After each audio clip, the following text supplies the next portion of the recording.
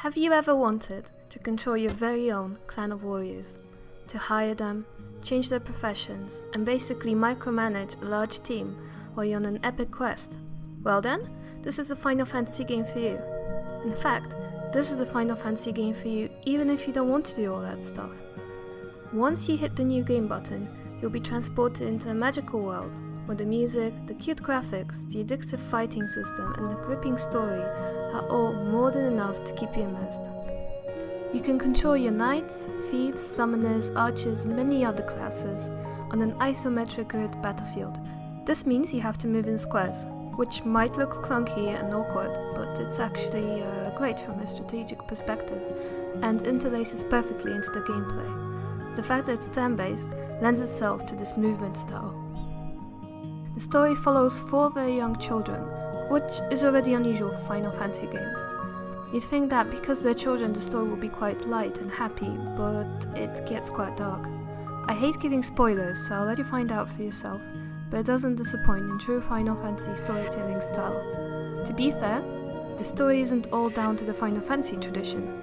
The team in charge of this project was brought over from a company known as Quest Corporation.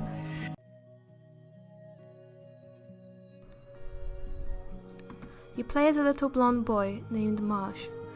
Your responsibilities include organizing clan members, going to the pub for missions, collecting monsters, buying weapons, bailing people out of prison, and basically doing things which no child should ever do. There's a variety of missions and they tie in seamlessly with the storyline. You'll be dispatched, encounter monsters, bandits, thieves, and have all sorts of fun adventures.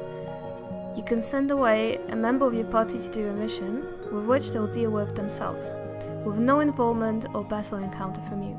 That's another fun aspect to the whole micromanaging thing. You really do end up feeling like you're planning how to attribute money, equipment, and team members to different missions.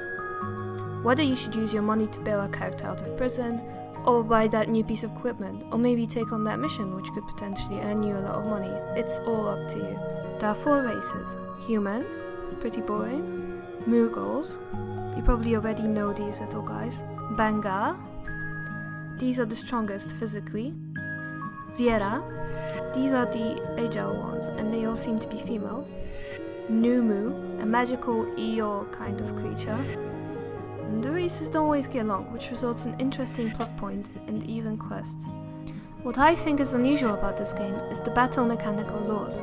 Laws are, as the name implies, rules which forbid the use of something during a battle.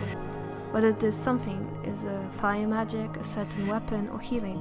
Adds variety in battles, as you end up having to think outside the box, finding alternative ways to heal if it's forbidden, or doing it even if it's against the rules, which will potentially send you to prison directly off the battlefield. The law system gets slightly more complicated later on in the game, as you can buy law cards and activate them yourself, and there are things that are the opposite of forbidden actions.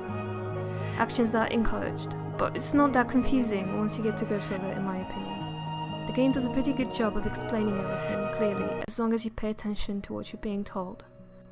Addictive is the key word for this game. The premise for battles and missions is very simple. Basically, level up, make your team stronger, faster, better, with new equipment, new classes. It's what has kept people unable to put this game the world over. The music speaks for itself, and the fact that Hitoshi Sekimoto, who worked on Final Fantasy VII, primarily worked on the music is no surprise. It has that Final Fantasy sound, it never gets old, and is just plain enjoyable to listen to. It makes you feel like you're on a grand adventure. On the flip side, the battles can go on for quite a while and can feel repetitive. The lore system can be a bit annoying at certain points of the game, and this is in relation to the storyline. But I think it just strengthens the player's immersion, where even the battles reflect what's going on in the story. The judge is obnoxious sometimes, as it acts as a character during the battle, thus taking a turn which takes time. It breaks up the momentum, and in my opinion could have been done away with. He also rearranges KO'd bodies. I guess this is to prevent traffic jams where you can't pass through because there are bodies in the way. But I'm sure there could have been a better, less clunky way to do this. That said, it isn't such a big deal.